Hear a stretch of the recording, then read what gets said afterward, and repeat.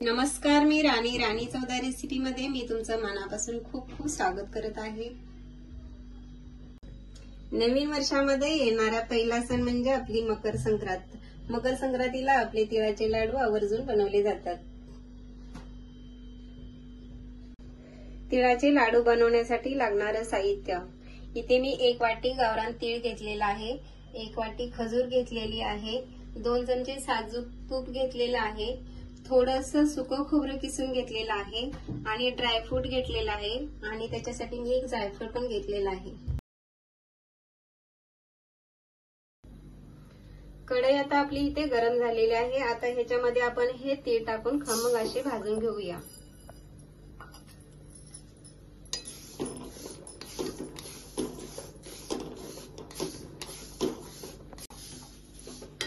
Gas आपल्याला आता बारीकच एकदम ठेवायचा आहे आणि आता आपल्याला ह्या तिळामध्ये थोडासा पाण्याचा हक्का मारून घ्यायचा आहे, जेणेकरून आपले तीळ चांगले फुलतील आणि आतून चांगले खमंग भाजले जातील।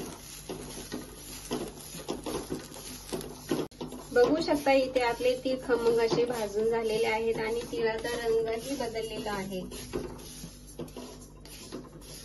हे तीळ आपण आता थंड करायला ठेवूया। खोबरं पण टाकून आपल्याला आता हे हलकसं गरम करून घेऊया।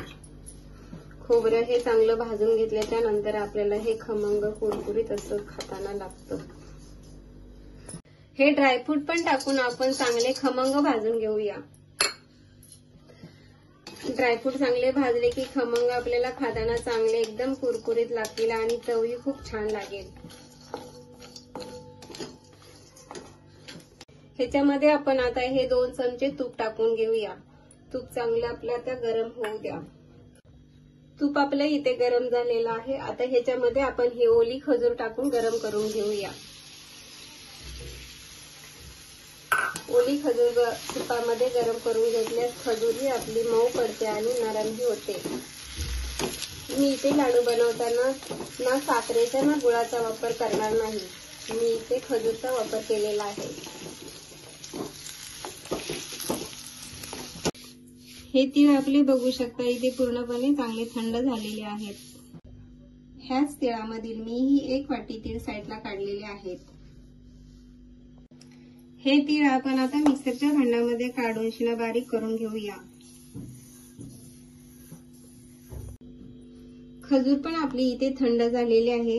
ही खजूर आपण मिक्सरच्या भांड्यामध्ये काढून बारीक करून घ्यायची आहे।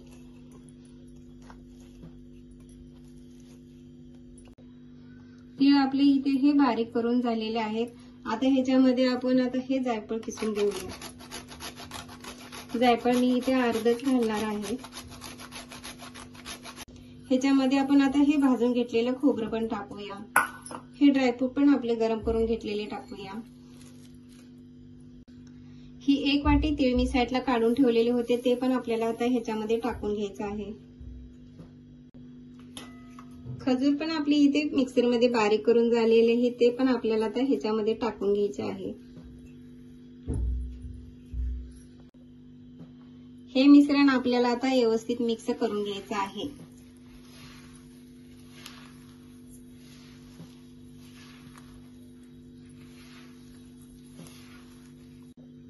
बघू शकता इथे हे आपले मिश्रण व्यवस्थित मिक्स करून झालेलं आहे।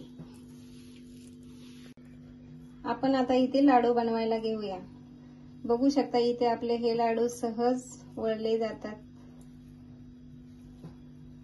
हे लाडू शुगर फ्री आहेत, ज्यांना डायबिटीज आहे ते लोक हे सहज लाडू खाऊ शकतात। तीळ खजुराचे पौष्टिक असे हे लाडू आपले तयार झालेले आहेत। तुम्ही पण हे पौष्टिक लाडू नक्की करून खा आणि निरोगी राहा। राणी चौदा रेसिपीला सबस्क्राईब करा।